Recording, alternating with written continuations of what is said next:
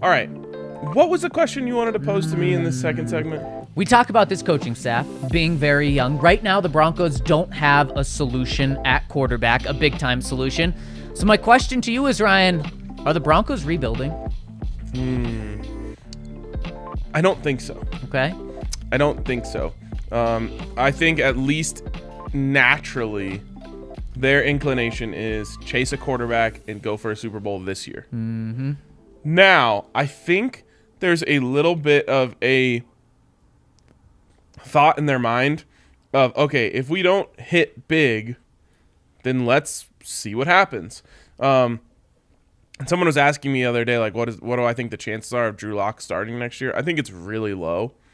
But it's starting to come up a little bit for me, where I'm seeing this thought of, okay, let's just see what happens. Mm-hmm. And I'm not going to say it's like an intentional tank job, because I personally believe if you give Drew Lock an opportunity in this offense, he's going to be too good for you to tank. I've seen enough from him where there's obviously the Drew Lock lovers out there who are saying, give Drew a chance, he can take this team to the playoffs. Which might be a little unrealistic. There's the Drew Lock haters who are like, start Drew Lock, we'll go 0-16. I think both sides are wrong. Right. It's somewhere in between, which isn't great, but I could see a scenario where they're saying, well, let's not go invest and chase a Teddy Bridgewater again just to miss the playoffs. Let's sink or swim with Drew Lock.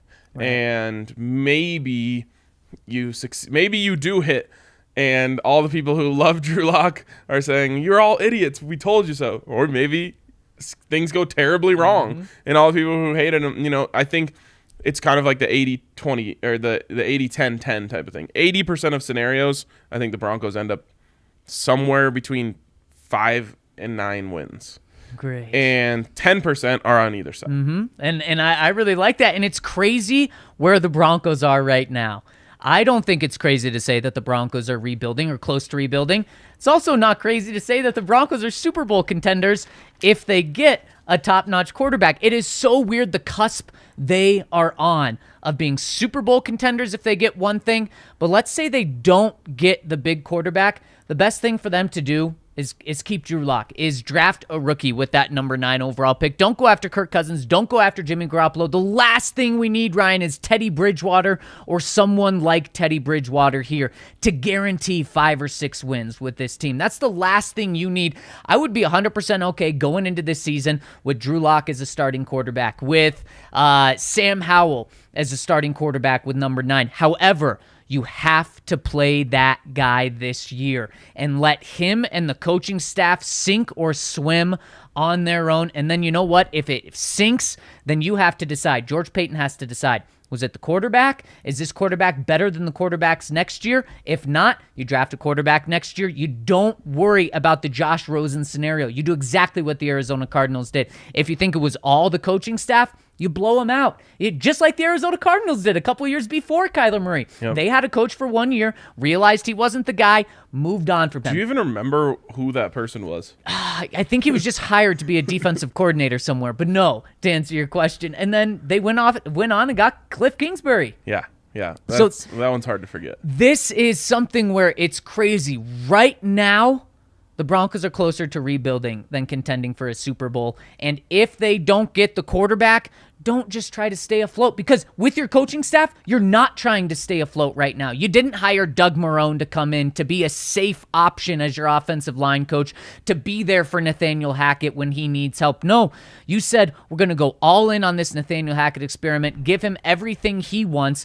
Do the exact same thing at the quarterback position. Go all in with whatever you're doing. Don't bring in a Teddy Bridgewater or one of these guys. If you can get a Matt Stafford, a.k.a. a guy who you're going to trade 2 first-round picks for, who you're going to go all in around, do it. Aaron Rodgers, Russell Wilson, if Deshaun Watson comes available. If not, rebuild. And you know what? Let's say you try to rebuild with Drew Lock, and Drew Lock says, I'm too good to rebuild.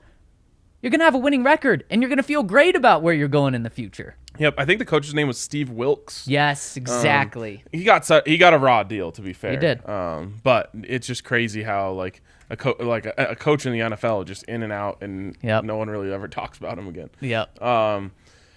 Okay, yeah, I'm on board with this. I think, to me, I would much rather go with Malik Willis and take the big gamble. And that's what it is. Now, it has this thing where the closer we get to the draft, the more and more in love me and others are going to fall with him, because that's just what happens when you're in the draft process. It happens with almost everyone, especially the ones with the more tantalizing athletic abilities. But to me, it's like, put him in this structured offense, which is really designed to make quarterbacks better. Like, that's the whole point of the offense, is it makes things easier on quarterbacks. It makes them better. If you're looking for an example, just look a little bit to the west, where there's a team hoisting the Lombardi Trophy right now, where the West Coast system took Matthew Stafford from very good quarterback to Super Bowl champion.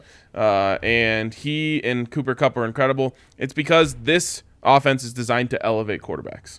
And so you take Malik Willis, who is inconsistent, and his tape has flashes of brilliance and flashes of scariness, and you say, let's put him in this offense and let's let it ride. And if it fails, great. Like you said, run it back. Go take Bryce Young. Go take C.J. Stroud and do the same thing all over again.